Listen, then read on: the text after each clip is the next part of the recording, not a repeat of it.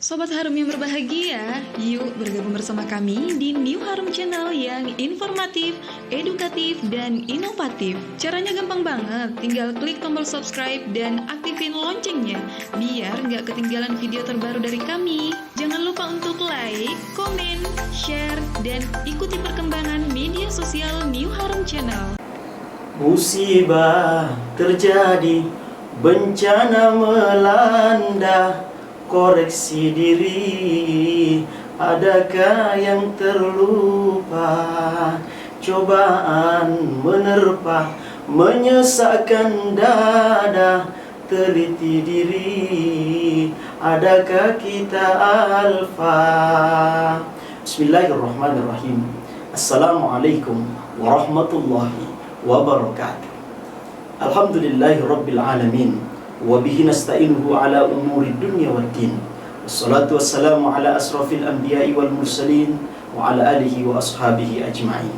Qala Allah ta'ala fi kitabihil karim wa huwa asdaqul qailin, a'udzu billahi minasy syaithanir rajim.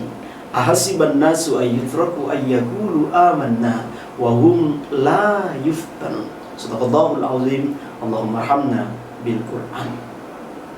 Pemirsa New Harum Channel yang mudah-mudahan dirahmati oleh Allah Subhanahu wa Ta'ala. Dalam kehidupan manusia, Allah akan berikan ujian sesuai dengan kapasitas yang dimiliki oleh setiap hambanya. La yukallifullahu nafsan illa wus'aha, dan Allah tidak akan bebankan sebuah ujian kecuali apa yang sanggup untuk dipikulnya. Maka Allah akan berikan kadar ujian disesuaikan dengan kadar keimanan manusia. Pertanyaannya kemudian, bagaimana bentuk ujian itu? Inilah yang insya Allah akan kita bahas di waktu yang sangat terbatas ini. Bagaimana bentuk-bentuk yang diberikan ujian dari Allah Subhanahu wa Ta'ala? Sudahkah iman kita diuji oleh Allah Subhanahu wa Ta'ala? Syekh Imam An-Nawawi Al-Bantani dalam kitabnya yang berjudul Nasaihul Ibad, kitab ini disyarah oleh Ibnu Hajar Al-Asqalani pada halaman 102, memberikan sebuah pemahaman bahwa Allah Subhanahu wa Ta'ala memberikan ujian kepada setiap hambanya dalam 4 kategori ujian. Yang pertama, ujian itu bisa berbentuk perintah. Ini bisa kita lihat sebagaimana kisah Nabi Ibrahim alaihissalam beserta dengan keluarganya yang diuji oleh Allah Subhanahu wa Ta'ala, diperintahkan untuk menyembelih anak semata wayangnya Ismail. Ini perintah dari Allah Subhanahu wa Ta'ala, sekaligus menjadi ujian bagi keimanan Ibrahim, Ismail beserta dengan istrinya. Bagaimana diuji dengan bentuk perintah dari Allah Subhanahu wa Ta'ala, yang ketika ujian ini diberikan oleh Allah tentunya berat untuk dilaksanakan. Tapi ketika kekuatan iman dan takwa yang berbicara, maka yakin dan percaya perintah itu akan mudah dilaksanakan. Itu terbukti dengan apa yang dilakukan oleh Nabi Ibrahim alaihissalam ketika diuji perintah oleh Allah untuk menyembelih anaknya. Ia tetap menguatkan hatinya untuk mau menyembelih anaknya. Dalam kehidupan kita, Allah Subhanahu wa Ta'ala menjadikan banyak perintah dalam agama kita yang mesti dan harus kita laksanakan tanpa tawar-tawar. Meskipun perintah itu kadang-kadang berat untuk dilaksanakan, tapi karena kita yakin bahwa perintah itu adalah kebaikan yang telah diberikan oleh Allah Subhanahu wa Ta'ala, maka kita ikhlas dan tawakal untuk menjalaninya. Salat subuh 2 rakaat adalah perintah dari Allah Subhanahu wa Ta'ala, tapi banyak yang seakan berat untuk melaksanakannya. Kenapa? Karena ini adalah ujian dari Allah Subhanahu wa Ta'ala.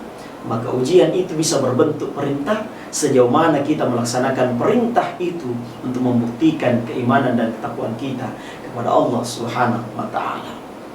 Kemudian yang kedua, ujian itu bisa berbentuk larangan. Ini bisa kita lihat dari kisah Nabi Yusuf alaihissalam ketika digoda oleh istri Raja Mesir di zamannya. Digoda untuk melakukan perbuatan yang dilarang oleh Allah, yakni berzina. Tapi karena kekuatan iman dan takwa yang dimiliki oleh Nabi Yusuf alaihissalam, ia tidak melaksanakan larangan Allah Subhanahu wa Ta'ala, karena ia meyakini bahwa ketika Allah melarang sesuatu, maka pasti ada mudarat di dalamnya. Dalam kehidupan kita, banyak larangan-larangan agama kita yang seakan banyak yang menyenanginya. Sekalipun disenangi, Kalau orang beriman dan bertakwa kepada Allah, maka yakin dan percaya ia mampu menghindarinya. Ketika iman yang berbicara, maka insya Allah larangan itu tidak akan sulit kita hindari. Karena kita yakin dengan seyakin-yakinnya, ketika Allah larang sesuatu, maka pasti ada nilai mudarat di dalamnya. Allah larang kita minum khamar, sekalipun banyak yang menyenanginya, akan tetapi itu larangan dari Allah Subhanahu wa ta'ala, maka mesti kita hindari. Mengambil hak orang lain dengan cara memperkaya diri dengan tujuan untuk menjadikan dapat uang sebanyak-banyaknya adalah merupakan hal yang banyak disenangi oleh manusia. Tapi karena ini larangan, maka orang yang beriman dan bertakwa kepada Allah, maka mudah untuk menghindarinya. Kemudian yang ketiga, ujian itu bisa berbentuk musibah, penyakit yang telah diturunkan oleh Allah Subhanahu wa ta'ala. Dalam kehidupan kita, Allah akan berikan ujian kepada kita berupa musibah. Sebagaimana yang kita hadapi bersama saat ini di Indonesia, begitu banyak musibah yang datang bertubi-tubi tidak ada selesainya. Belum selesai banjir bandang, datang tsunami di satu tempat yang lain. Belum selesai tsunami di satu tempat, datang kemarau panjang di tempat yang lain. Belum selesai kemarau yang panjang, datang lagi gempa bumi, bersahut-sahutan, gunung memuntahkan larvanya. Tidak ada selesainya. Virus corona COVID-19 tidak tahu ujung pangkalnya kemana. Ini adalah merupakan ujian dari Allah Subhanahu wa ta'ala. Kalau rentetan musibah ini semakin mendekatkan diri kita kepada Allah, berarti kita telah lulus dari ujian Allah Subhanahu wa ta'ala. Tapi kalau rentetan ujian yang diberikan oleh Allah justru tambah menjauhkan diri kita dari agama Allah, maka berarti kita tidak bisa lulus dari ujian yang diberikan oleh Allah Subhanahu wa ta'ala. Penyakit yang telah diturunkan oleh Allah, wabah COVID-19 yang saat ini kita lawan bersama, adalah merupakan ujian yang diberikan oleh Allah. Sejauh mana kita dekatkan diri kita kepada agama Allah Subhanahu wa ta'ala. Karena ketika Allah memberikan penyakit, musibah apapun itu bentuknya, maka itu bisa menjadi teguran, ujian, bahkan hukuman bagi manusia. Ketika selama ini kita melaksanakan perintah Allah, tapi tetap diuji oleh Allah, maka itu berarti cobaan, teguran dari Allah Subhanahu wa ta'ala untuk menjadi pribadi yang lebih baik. Kalau selama ini kita jauh dari agama Allah, melaksanakan maksiat, maka itu bisa berarti hukuman yang telah diberikan oleh Allah Subhanahu wa ta'ala. Tapi kalau selama ini kita lalai dari apa yang telah diperintahkan oleh Allah, larangan yang kita laksanakan, maka itu bisa menjadi musibah, bahkan bisa menjadi hukuman bagi kita hamba Allah Subhanahu wa ta'ala. Maka satu kuncinya untuk melewati setiap ujian yang diberikan oleh Allah, hadapi dengan penuh tawakal kepada Allah, bahwa ujian diberikan oleh Allah bukan untuk melemahkan diri kita, tapi justru akan tambah menguatkan pribadi kita dan tinggi derajat kita di sisi Allah Subhanahu wa ta'ala.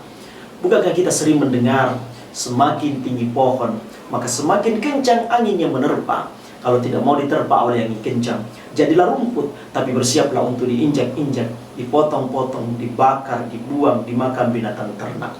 Kalau mau tinggi derajatnya di sisi Allah, maka siaplah dengan berbagai macam ujian dari Allah Subhanahu wa ta'ala. Kalau tidak mau tinggi derajatnya di sisi Allah, jadi orang yang biasa-biasa saja, tapi bersiaplah untuk diinjak-injak, direndahkan, dicaci, dimaki, dihina oleh orang-orang di sekitar kita. Apa yang menentukan tinggi rendah derajat kita di sisi Allah Subhanahu wa ta'ala? Kemuliaan tidak ditentukan oleh harta yang berlipat-lipat, rumah yang bertingkat-tingkat, mobil yang mengkilat-kilat, istri yang cantik memikat, kadang-kadang istrinya 4. Tapi kalau kita bangsat, sukanya maksiat, lupa taubat, maka hati akan sekarat, tidak akan selamat dari dunia sampai akhirat.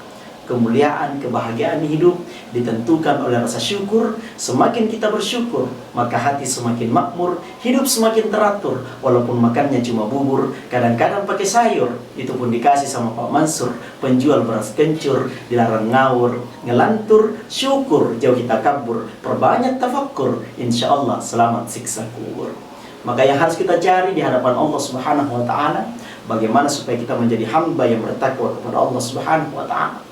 Inna akramakum indallahi atqakum. Sesungguhnya yang paling mulia di sisi Allah adalah orang yang paling bertakwa kepada Allah Subhanahu wa ta'ala. Maka jadikan setiap rentetan musibah, ujian yang diberikan oleh Allah untuk tambah menguatkan dan meninggikan derajat kita di sisi Allah Subhanahu wa ta'ala. Yang keempat, ujian itu bisa berbentuk dengan orang-orang yang ada di sekitar kita yang senantiasa membenci kita. Harus dipahami bahwa sebaik apapun kita, pasti ada yang mencela, dan seburuk apapun kita, pasti ada yang membela. Cela dan bela sama kalau diniatkan hanya untuk lillah. Inna solati wa nusuki wa mahyaya wa mamati lillahi rabbil alamin. Dalam kehidupan kita harus mencontoh kehidupan Rasulullah SAW, bagaimana dibenci oleh orang-orang di sekitarnya, tapi karena kekuatan iman dan takwa kepada Allah Subhanahu wa taala yang mampu melewati setiap ujian yang diberikan oleh Allah Subhanahu wa taala. Dakwah tidak diterima, kadang dilempar tai, diludahi dan lain sebagainya. Tapi karena kekuatan iman kepada Allah, ia tetap menjalaninya dengan penuh tawakal karena yakin bahwa Allah ingin meninggikan derajatnya di sisi Allah Subhanahu wa taala. Maka setiap rentetan ujian yang diberikan oleh Allah, entahkah itu bentuk perintah, larangan, musibah, penyakit, ataupun orang-orang yang senantiasa membenci kita, membenci Islam, maka kita harus menjalani sebagai sebuah ujian yang diberikan oleh Allah Subhanahu wa taala. Ujian bukan untuk menjatuhkan kita, tapi ujian justru tambah menguatkan kita. Ketika Allah memberikan ujian yang berat, jangan berkata, "Ya Allah, saya punya masalah yang besar." Tapi berkatalah, "Ya masalah yang besar, saya punya Allah yang maha besar." Maka insya Allah akan kita kuat menjalani setiap ujian yang diberikan oleh Allah Subhanahu wa taala. Ujian itu kadang datang tanpa kita tidak tahu kemana ujung pangkalnya. Tapi ketika kita ada muaranya, kita ingin meraih surganya Allah, maka yakin dan percaya ujian itu akan ringan dijalani. Bukankah hujan turun setelah kemarau yang panjang akan mampu menghilangkan kekeringan? Bukankah untuk mendaki gunung yang tinggi harus siap dengan terjal, harus siap dengan duri, bebatuan, terjatuh, bangkit kembali, dan seterusnya.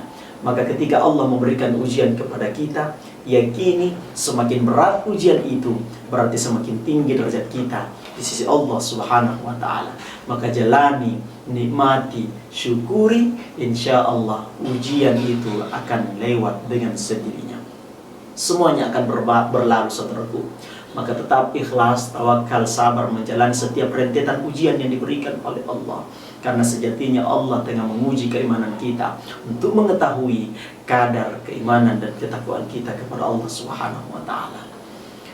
Mengakhiri pertemuan kita pada kesempatan hari ini, saya menyimpulkan bahwa Allah Subhanahu wa taala akan sertakan ujian kepada kehidupan kita.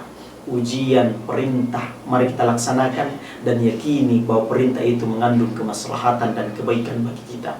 Ujian itu bisa berbentuk larangan, maka hindari karena yakin bahwa pasti ada mudarat dan keburukan di dalamnya. Ujian itu bisa berbentuk penyakit, musibah, maka tetap jalani dengan tawakal karena sejatinya Allah ingin menaikkan derajat kita. Ujian itu bisa berbentuk orang-orang yang membenci kita, maka tetap jalani. Tidak usah hiraukan orang yang mencela kita, karena kita tidak bisa menutup mulut semua orang. Kita cuma punya dua tangan, tidak mungkin menutup mulut semua orang. Cukup gunakan kedua tangan kita untuk menutup telinga kita dari hal-hal buruk yang tidak kita inginkan. Jalani setiap proses kehidupan yang diberikan oleh Allah. Insya Allah, kalau dijalani dengan penuh tawakal kepada Allah, maka Allah akan memberkahi kehidupan kita. May yatawakkal Allah fahuwa hasbuh. Ketika kita bertawakal kepada Allah, maka Allah akan cukupkan kebutuhan kita, akan diberikan jalan keluar bagi segala permasalahan kita, dan diberikan rezeki dari arah yang tidak disangka-sangka. Man yattaqillaha yaj'al lahu makhraja wa yarzuquhu min haitsu la yahtasib. Barang siapa mendekatkan dirinya kepada Allah, maka Allah akan berikan jalan keluar bagi segala permasalahan hidupnya, dan akan diberikan rezeki dari arah yang tidak disangka-sangka. Mudah-mudahan pertemuan kita diberkahi oleh Allah Subhanahu wa taala. Kurang lebihnya mohon dimaafkan. Ambil cucian di rumah Desi. Cukup sekian dan terima kasih. Kalau ada kata-kata yang kasar, mohon dimaafkan karena saya memang makhluk kasar, bukan makhluk halus. Hadanallahu wa iyyakum ajmain. Assalamualaikum warahmatullahi wabarakatuh. Sobat Harum yang berbahagia, yuk bergabung bersama kami di New Harum Channel yang informatif, edukatif, dan inovatif.